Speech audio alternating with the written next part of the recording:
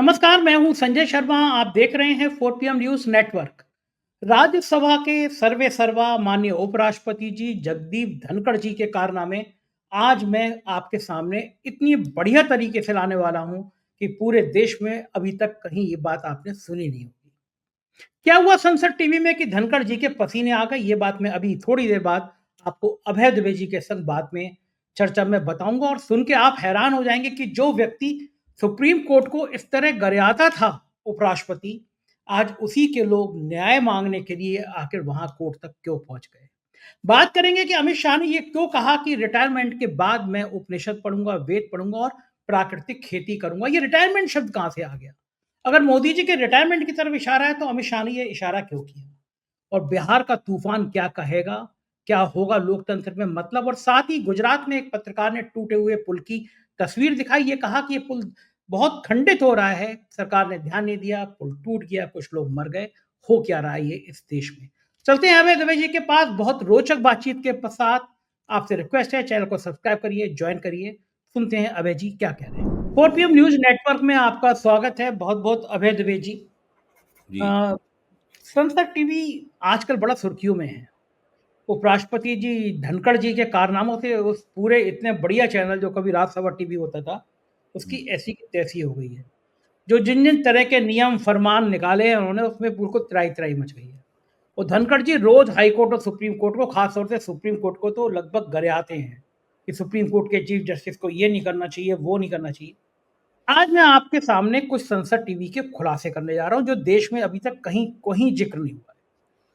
पहली घटना होती है कि संसद टीवी के जो कर्मचारी हैं, जो मेरी जानकारी में है, हो सकता है मेरी जानकारी गलत हो, तो मैं अनुरोध करूँगा कि संसद टीवी की तरफ से अगर कोई भी जानकारी गलत हो, तो इमीडिएटली मुझे मेल करिए, मैं कल पूरा वीडियो हटा दूँगा। लेकिन मेरी जानकारी के मुताबिक संसद टीवी में 4 साल से इंक्रीमेंट नहीं मिला वहाँ के कर्मचारियों को। हुँ, संविदा टाइप का, कभी उनका 1 महीने का टाइम बढ़ा दिया गया प्रोबेशन का, कभी 15 दिन का बढ़ा दिया गया, 4 साल से नहीं मिला।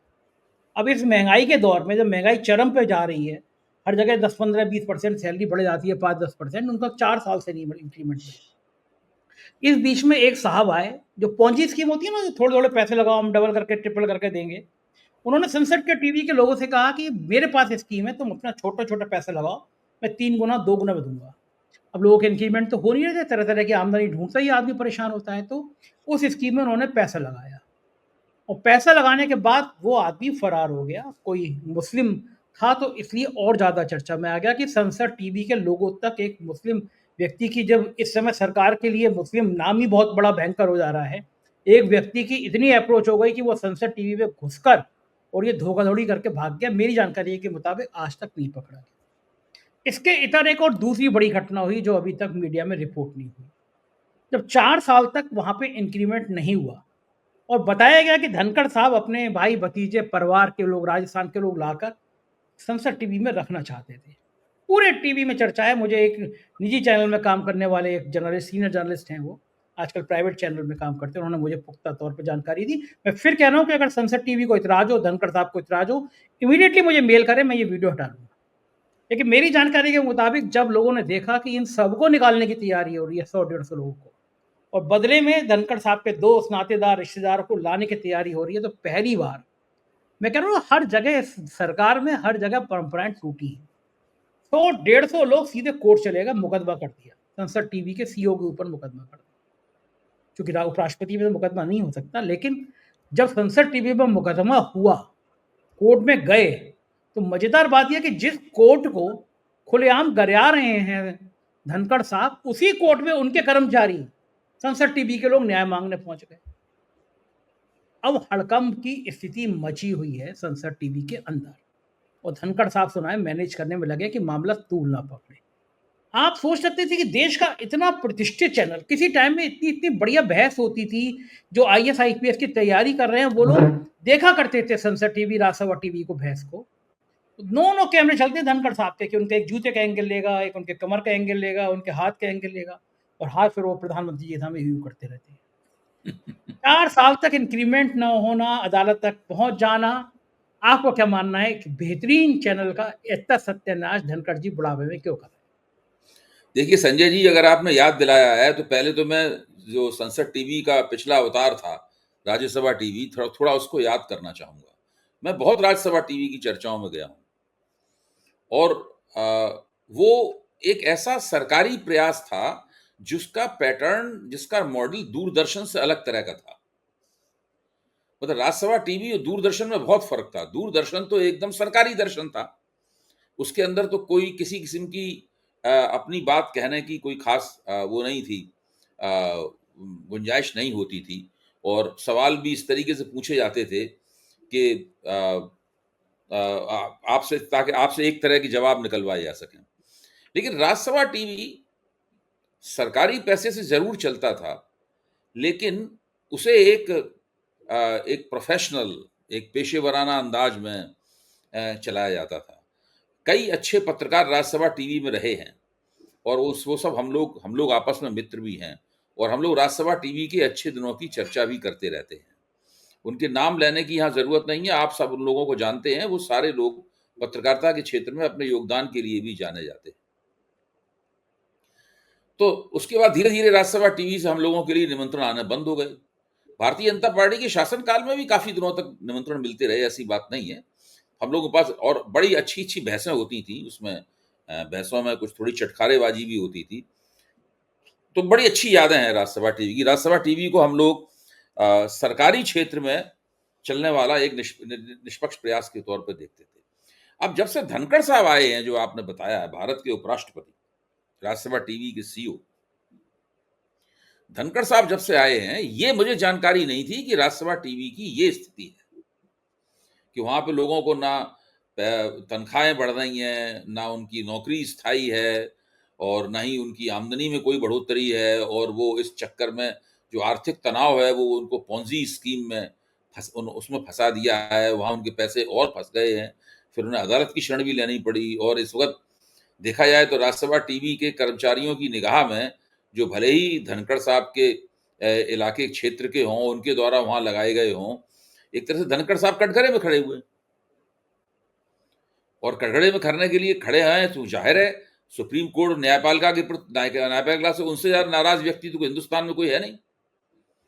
भारत का उपराष्ट्रपति, जिसके ऊपर सरकार की इतनी कृपा हो, प्रधानमंत्री की इतनी कृपा हो, वो अगर भारत की एक संवैधानिक संस्था से नाराज़ हो जाए, तो वो उसके खिलाफ कितना बोल सकता है, कितना उसका नुकसान कर सकता है, इसका सबसे बड़ा प्रमाण इस वक़्त धनखड़ साहब और भारतीय न्यायपालिका के बीच संबंधों का है। वो दरअसल चाहते ही नहीं है कि भारतीय न्यायपालिका के पास कोई अधिकार हो। उपराष्ट्रपति पद पे बैठा हुआ व्यक्ति लगातार इस तरह का रवैया दिखा रहा है, निरंतर दिन-रात इस तरह के वक्तव्य दे रहा है। ये अपने आप में कितने आश्चर्य की बात है। लेकिन चल रहा है। एक तरह से देखा, मुझे लगता है कि सरकार ने उनको सुपारी दे दी है न्यायपालिका के खिलाफ और वो लगे हुए हैं उस काम में, न्यायपालिका का हनन किस तरह किया जाए। बहरहाल अब तो वो, जैसी कि आपकी रिपोर्ट है, अब तो बुरी तरह इस चक्कर में फंस चुके हैं।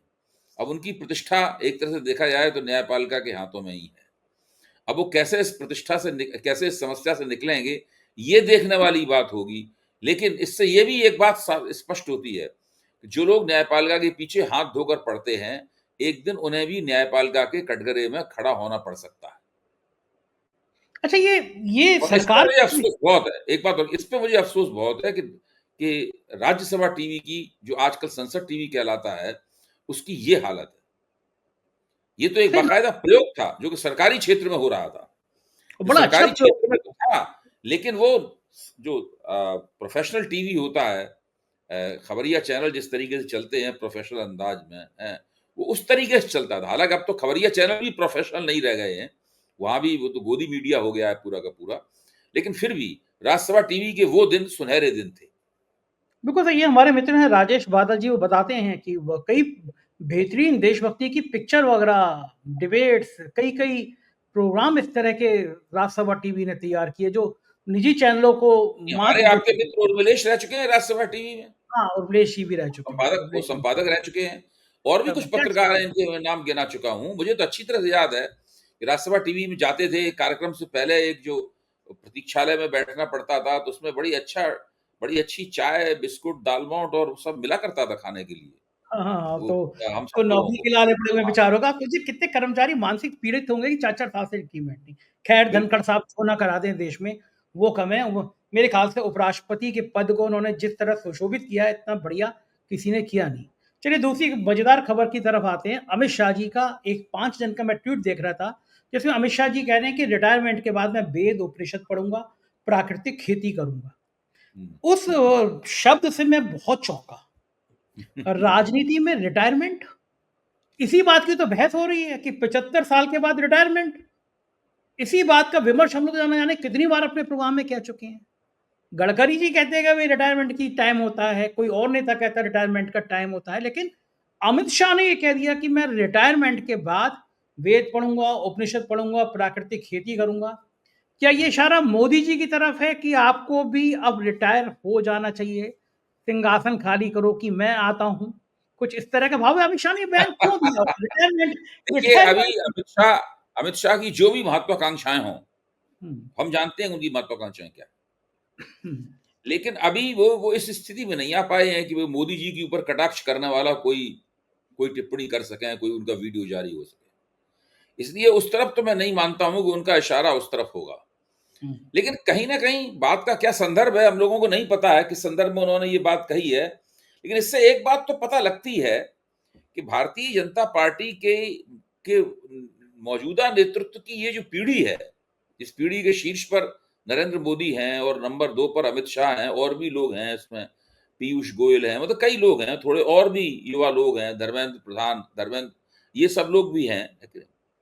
अगर आप इन सब लोगों को देखें तो आपको ये लगेगा कि ये सब लोग, ऐसा लगता है इस बार तीसरे वाले कार्यकाल में तो ऐसा लगता है जैसे ये लोग अपना वक्त गुजार रहे हैं,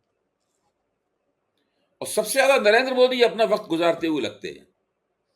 अच्छा, अब आप ये देखिए, ऑपरेशन सिंदूर के पहले, जिस वजह से ऑपरेशन सिंदूर हुआ था, बैसरण घाटी का रक्तपात, उसके बाद से आप देखिए अमित शाह की गतिविधियों पर गौर कीजिए जरा। अमित शाह ने इसके बाद कितने वक्तव्य दिए हैं, कितने मीटिंगों में बोले हैं अमित शाह, और देश की राजनीति में उनकी जो पहले उपस्थिति होती थी, क्या उपस्थिति अब है उस तरह की। देखिए 4 जून को जो परिणाम आया और 9 जून को जो शपथ ली गई, आप उसके बाद से देखिए ये सरकार बहुत ही बुझे बुझे और मन से और उदास तरीके से चल रही है। और चाहे नरेंद्र मोदी की गतिविधियों को देख लीजिए, चाहे अमित शाह की गतिविधियों को देख लीजिए, क्योंकि इन लोगों को पता है कि सत्ता दरअसल इन लोगों के पास अब नहीं है, अगर है भी तो आंशिक रूप से है। जब ऐसा होता है तभी आदमी के मन में अवकाश प्राप्त करने की, संन्यास का थोड़ा वैरागी भाव आ जाता है, और जब वैराग्य सताने लगता है आपको, तब आप इस तरह की बातें करते हैं कि मैं प्राकृतिक खेती करूंगा और वेदों का अध्ययन करूंगा। मोदी जी को अगर कोई कह दे वेदों का अध्ययन करूंगा, तो मोदी जी कहेंगे वेद तो मैंने खुद ही लिखे हैं। ये मजेदार बात है आपकी। वो वो तो जो वाभ्रव्य पंजाब के इलाके में वेद लिखे गए, पंजाब हरियाणा के इलाके में, तो उस इलाके में उस वक्त तो मेरा उसी का तो पुनर्जन्म है मेरा। आज मैं मोदी जी का एक बहुत पुराना वीडियो आ रहा था, वो देख रहा था, उसमें मोदी जी कह रहे थे कि मेरा जो बनाने वाला, मुझे जिसने बनाया है, मतलब उसने मेरे दिमाग में एक इस तरीके का सॉफ्टवेयर डाल दिया है कि मैं कभी भी छोटी बात तो सोच ही नहीं सकता हूं। वैसे ही सॉफ्टवेयर जैसा सुधीर चौधरी बता रहे थे कि 2000 नोटों में चिप लगा दी गई है। हाँ, तो उनके यहाँ मोदी जी के दिमाग में तो एक खास तरह का चिप लगा हुआ है, चिप्स, उसमें सॉफ्टवेयर है उसके अंदर, इससे वो कोई छोटी बात सोच ही नहीं सकते मुझे। तो वो मोदी जी को ये कहना कि आप संन्यास लेने के बाद वेद पुराणों का अध्ययन कीजिए, खतरे से खाली नहीं है। बात बात तो सही और है। अमित बात शाह तो से ज्यादा सही है। मोदी जी कोई नहीं जानता। हाँ, वो तो दोनों एक ही, 2 जिस्म एक जान है, ये तो बिल्कुल सही हाँ, बात है, राजनीति में 2 जिस्म एक जान है। एक बिहार के आज कल के घटनाक्रम पे अभी हम चर्चा करेंगे, लेकिन उससे पहले एक दूसरे विषय पे मैं चर्चा करना चाहूँगा। गुजरात में एक पुल था। एक पत्रकार ने वीडियो बनाया कि ये पुल टूट रहा है, दिखाया उसने टूटते हुए पुल पे ट्रक जा रहे हैं। वीडियो वायरल हुआ लेकिन किसी ने देखा नहीं, और वो पुल टूट गया, कुछ लोगों की मौत हो गई। गुजरात में आपको याद होगा मौरवी के पुल का चर्चा अभी तक हम भूले नहीं हैं। बंगाल में एक बार पुल गिर गया था तो प्रधानमंत्री जी ने कहा था ये तो ईश्वर का संकेत है कि सत्ता जा रही है। गुजरात में एक पुल टूट रहा है, पत्रकार दिखा रहा है, तब भी प्रशासन को होश नहीं और फिर पुल गिर जाता है, लोग मर जाते हैं। क्या कहा जाए और किन शब्दों में कहा जाए, इस दर्द देखिए, को कैसे जाए? पुल आज के भारत में पुलों का टूटना, वक्त से पहले पुलों का गिर जाना, इस प्रकार की दुर्घटनाएं बिल्कुल आम हो गई हैं। मोदी जी इस बात को कई बार बड़े गर्व से कहते हैं और उनके समर्थक भी इस बात को कहते हैं कि हमारी सरकार में कोई बहुत बड़ा स्कैंडल नहीं हुआ। हुँ, उनका इशारा ये होता है कि पिछली सरकार में मनमोहन सिंह की सरकार में वो सब कोयला घोटाले वगैरह हुए थे, हमारी सरकार में कोई बड़ा स्कैंडल नहीं हुआ। केवल अगर आप मोदी जी के शासनकाल में, भारतीय जनता पार्टी के शासनकाल में और एनडीए के शासनकाल में पुलों के गिरने की ही अगर आप सूची बना लें, तो आपको इससे बड़ा स्कैंडल भारत के इतिहास में कोई नहीं मिलेगा। ये इस बात का प्रमाण है कि किस बड़े पैमाने पर इस सरकार के अंदर तरह-तरह के भ्रष्टाचार हो रहे हैं और पुलों का गिरना, उनके रख-रखाव की कमी, उनकी समस्या, उनके बनने में किया गया भ्रष्टाचार, ये सब इस बात का बहुत प्रमाण है। ये एक अजीब-सी बात है कि इस सवाल को लेकर अभी तक विपक्ष अदालत में नहीं गया। एक जनहित याचिका नहीं डाली गई कि भाई इस देश में इतने पुल गिर रहे हैं, इसकी कोई जाँच-पड़ताल होनी चाहिए। भाई एक ज़माने में भारत में बड़े-बड़े पुल और फ्लाईओवर बनाने वाली जो भारत भारत सरकार की जो संस्थाएँ थीं, पब्लिक सेक्टर की जो संस्थाएँ थीं, उन संस्थाओं की सारी दुनिया में प्रतिष्ठा थी। दुनिया के दूसरे देशों में वो जाती थीं पुलों को और फ्लाईओवरों को बनाने के लिए। आज स्थिति ये है कि पूरे देश में बिहार में पुल गिर रहे हैं, गुजरात में पुल गिर रहे हैं, महाराष्ट्र में पुल गिर रहे हैं, लगातार गिर रहे हैं सर और रुक नहीं पा रहे हैं बिल्कुल ये। मैं तो ये मानता हूं कि ये अभी पुल गिरना शुरू हुए हैं, अभी एयरफोर्स के हवाई जहाज गिरने का सिलसिला भी शुरू हो गया है। देखिए ना एयरक्राफ्ट का एक हुआ उसमें पायलट की मौत हो गई। मतलब एयर वाले सेंटर ये जगुआर था जो गिरा। हाँ, और करीब 80 के दशक में खरीदा गया था, यानी इसको 40 से 45 साल पुराना है। बताइए। आप सोचिए, अभी तो इसका मुझे मतलब ये है कि वायुसेना जो है इतने पुराने विमान उड़ाते रहने के लिए मजबूर है। सही बात है, नए विमान नहीं खरीदे जा रहे हैं। नए विमान प्रधानमंत्री मिल जी ही नहीं रहे हैं आपको। प्रधानमंत्री जी का तो नया जहाज आ गया, बल्कि आज मुझे एक और खबर पता चली, मैं भी उस पे और रिसर्च करूँगा कि सिंगापुर से फ्लाइट उड़ी। सिंगापुर से जब फ्लाइट उड़ी तो अचानक वहाँ जितने लोग थे यात्री उनसे कहा गया कि इमरजेंसी लैंडिंग होनी है। इस शब्द को सुनते ही इंडिगो की फ्लाइट थी, लोगों की हवा खराब हो गई। तो तुरंत मास्क-वास्क नीचे आ गए वहाँ पे और फ्लाइट अंततः मलेशिया के किसी जगह पे लैंड हुई। उससे पहले जलने की बहुत महक आ रही थी। अब आप सोचिए, सिंगापुर से उड़े हों, अचानक अनाउंस हो कि आपकी इमरजेंसी लैंडिंग हो रही है और जहाज में जलने की महक आ रही। जो लोग बैठे हैं उनकी मन स्थिति समझिए। जहाज मलेशिया में लैंड हुआ, उसके बावजूद 15 मिनट तक वहाँ पे जहाज के अंदर लोग बैठे रहे, बताया जाता है। जी, और फिर उसके बाद में जब उतरा वहाँ पे लोग उतारे गए, तो के बीच में कई लोगों ने ट्वीट कर दिया, एक्स पे लिख दिया।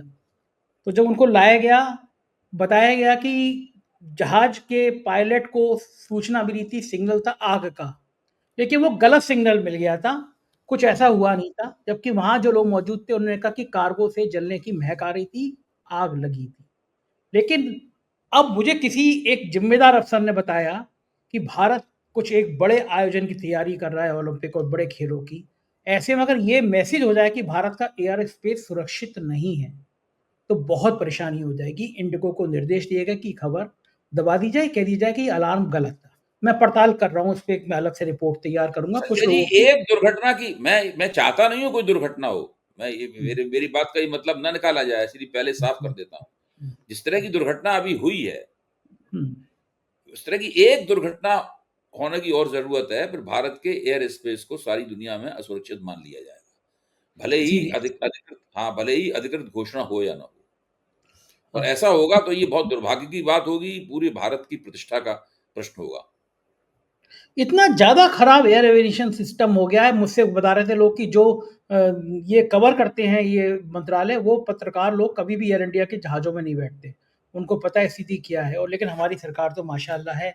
पुल की बात आपने कही, मैं एक दिन सोच रहा था कलकत्ता क्या हावड़ा ब्रिज को देख रहा था मैं। हुँ, मैं सोच रहा था कि उस ज़माने में जब तकनीक इतनी कम थी, कैसे वो ब्रिज बना दिया गया होगा? अंग्रेज़ों के बनाए हुए न जाने कितने पुल देखे मैंने। मुझे अंग्रेज़ों का बनाया हुआ कोई पुल नहीं गिरता। ये इन नेताओं के, जसपाल भट्टी बहुत अच्छे व्यंग्यकार थे, वो लिखते थे कि ठेकेदार जिस पुल को बनाया उस पुल से कभी ना गुजरे, पता नहीं कब टूट जाए। तो ये लिख जाना चाहिए कि ये मोदी सरकार का बना हुआ वो पुल है, पता नहीं कब गिर जाए। दूसरी खबर की तरफ आते हैं। हड़ताल हुई 25 करोड़ लोगों के लिए, दर्द था कि सरकार उनकी बात नहीं सुन रही। उधर बिहार में राजनीतिक तापमान बहुत बढ़ा हुआ था। राहुल गांधी और तेजस्वी ने जो दम दिखाया है बिहार में, उसने तूफान मचा दिया है। लग रहा है कि बिहार एक नई क्रांति कर सकता है। इस दोनों चीज़ों पे, जो हड़ताल हुई और जो बिहार का आंदोलन हुआ, उस पे आपका क्या मानना है? विस्तार से समझाइए। संजय जी, बिहार में वो लड़ाई चल रही है जो दरअसल अगर कामयाब हुई तो पूरे देश में लोकतंत्र के काम आएगी, और अगर नाकाम रही वो लड़ाई तो पूरे देश में लोकतंत्र के लिए एक बहुत बड़ा खतरा पैदा होगा। क्योंकि बिहार में अगर ये जो रिवीजन स्पेशल रिवीजन चल रहा है वोटर लिस्टों का, अगर विपक्ष ने संघर्ष करके, इसमें सुप्रीम कोर्ट नहीं होता कि शायद कल तक सुप्रीम कोर्ट का भी फैसला आ जाए, मतलब अगली सुनवाई में ही आ जाएगा फैसला। तो ऐसी स्थिति में मैं ये मानता हूं कि लोकतंत्र को इससे बहुत बड़ी राहत मिलेगी, क्योंकि जो नई वोटर लिस्ट जो बनाई जा रही है, ये एक तरह की ऐसी वोटर लिस्ट है जो जिससे सत्तारूढ़ एनडीए अपने आप को बहुत सहज महसूस करेगा। देखिए, मैं हमेशा कहता रहा हूं, मैंने 4 PM के मंच पे भी इस बात को कहा है कि मेजोरिटेरियनिज्म का क्या मतलब है। मेजोरिटेरियनिज्म का मतलब ये है परमानेंट मेजोरिटी। एक बार जिसको मेजोरिटी मिल गई, मेजोरिटी लगातार बार बार उसी को मिलनी चाहिए, ये मेजोरिटेरियनिज्म, ये बहुसंख्यकवाद है। वरना लोकतंत्र में तो जो बहुमत और अल्पमत होता है वो तो बदलता रहता है, आज जो बहुमत में है वो कल अल्पमत में है। तो भारतीय जनता पार्टी चुनाव आयोग के जरिए एक ऐसा इंतजाम करने में लगी हुई है कि एक ऐसी मास्टर वोटर लिस्ट तैयार हो जाए सारे देश के अंदर, जिससे भारतीय जनता पार्टी को बार बार चुनाव जीतने में सुविधा रहे। तो ये मेजोरिटेरियनिज्म का एक संस्थागत गारंटी है, मेजोरिटेरियनिज्म की, बहुसंख्यकवाद भारत में स्थापित करने की एक संस्थागत गारंटी। अब ये कैसे होगा, सोचिए आप जरा। चुनाव आयोग ने स्वयं स्वीकार कर लिया है कि 20% वोटर बिहार में कम हो जाएंगे इसके। वो 20% वोटर किसके खाते के होंगे, इस पे सोचने की जरूरत है। क्या सारे के सारे 20% वोटर आरजेडी के खाते के होंगे, या नीतीश कुमार के खाते के होंगे, चिराग पासवान के खाते के होंगे, या इनमें सब लोगों में आपस में वो वोटर बढ़ जाएंगे, कुछ थोड़े बहुत भाजपा के खाते में भी जाएंगे? नहीं, इस तरह से नहीं होगा। आज मुख्य चुनाव आयोग ने घोषित किया है कि 57% फॉर्म जमा हो गए। जिन लोगों को फॉर्म बांटे गए थे उसमें से 57% फॉर्म बता रहे, लेकिन ये नहीं पता है कि 57% फॉर्मों में से कितने फॉर्म्स के साथ में दस्तावेज भी लगे हैं। असली बात यह है, फॉर्म की संख्या से बहुत ज्यादा प्रभावित होने की आवश्यकता नहीं है। अब सवाल यह, किसी के पास, किसी में पूरे दस्तावेज लगे होंगे, किसी के में अधूरे दस्तावेज लगे होंगे, किसी में बिल्कुल दस्तावेज नहीं लगे होंगे। इसके बाद क्या होगा कि चुनाव आयोग के एक अधिकारी के पास ये अधिकारी को ये जिम्मेदारी दे दी जाएगी कि हर जिले में वो तय करेगा कि कौन से फार्म को, कौन सा फार्म जो अधूरा है या इसमें कमी है उसको स्वीकार करे और उसको वोटर लिस्ट में उसका नाम जोड़े, और कौन सा फार्म स्वीकार न करे, वोटर लिस्ट में नाम जोड़ने से इनकार कर दे और वो आदमी वोटर न रह जाए, ये उसको अधिकार होगा। अब आप सोचिए वो ये काम कैसे करेगा। मैंने बिहार में विपक्ष के कई लोगों से और पत्रकारों से बातचीत की, सबके दिमाग में एक ही बात घूम रही है कि वहां पर जो भाजपा के कार्यकर्ता बैठे होंगे, वहां पर जो संघ के लोग बैठे होंगे, वो इसमें प्रमुख भूमिका निभाएंगे कि कौन सा फार्म स्वीकार किया जाए और कौन सा फार्म अस्वीकार किया जाए। मोटे तौर पे एक समझ होती है कि ये व्यक्ति जो है वो आरजेडी का वोटर होगा, ये व्यक्ति कांग्रेस का वोटर होगा, ये व्यक्ति सीपीआई-एमएल का वोटर होगा, ये व्यक्ति वीआईपी पार्टी का वोटर होगा। ये मोटे तौर पे एक समझ होती है। इसमें जो मजबूत किस्म के वोटर होते हैं, पढ़े लिखे, सक्षम, समझदार, उनके वोटों को नहीं हाथ लगाया जाएगा, लेकिन हर निर्वाचन क्षेत्र में 5 से 10,000 वोटर ऐसे जरूर निकाल दिए जाएंगे जो कि विपक्ष के वोटर होंगे। विपक्ष के सब लोग ये सोच रहे हैं, और यही वो बात है जिसकी वजह से सारे विपक्ष में सवाल के ऊपर बड़ी जबरदस्त एकता है। देखिए, ये प्रयोग जो यहां हो रहा है यही प्रयोग उत्तर प्रदेश में होगा, यही प्रयोग असम में होगा, यही प्रयोग पंजाब में होगा, सब जगह यही प्रयोग होगा। उत्तर प्रदेश का अगला चुनाव भी इसी तरह की स्पेशली क्यूरेटेड वोटर लिस्ट के साथ लड़ा जाएगा और 2029 का लोकसभा चुनाव भी इसी स्पेशली क्यूरेटेड वोटर लिस्ट के साथ लड़ा जाएगा। तो ये माना जाए कि ये लोकतंत्र की सबसे बड़ी बिहार चुनौती के है। मैदान में जो जंग चल रही है, वो जंग इस देश के लोकतंत्र को प्रभावित करेगी, गहराई से प्रभावित करेगी। उसकी कामयाबी और नाकामी पे सब कुछ निर्भर है। बिल्कुल ठीक कह रहे हैं, क्योंकि पूरी देश की निगाह भी आज बिहार की तरफ कल लगी हुई थी। बहुत-बहुत शुक्रिया अभय जी, आपने मुझे इतना समय दिया। Thank you. ये थे अभय दुबे जी, पूरी बात आपने सुनी। मुझको यकीन है बातचीत आपको पसंद आई होगी। आपके प्यार भरे कमेंट का मुझे इंतज़ार है। शुक्रिया, थैंक यू।